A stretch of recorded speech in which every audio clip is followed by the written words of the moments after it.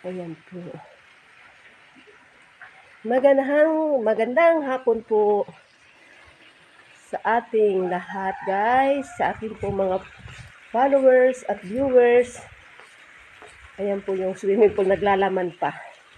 Nilalamnan po nila ang swimming pool. Tibas, low tide. This is a low tide. Ayan po ang mga cottages. Maganda na po ang cottages. Kasi isang rest house. Ayan na po.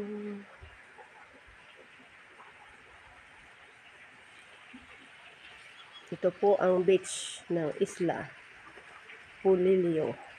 Beach resorts ng Ate Gigi.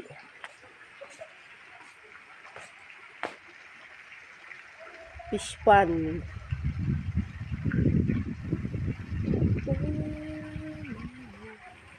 Sa gustong pumunta at mag-overnight, punta lang po kayo dito sa Isla Polillo Beach Resorts. Ayan. Babush. Bye-bye.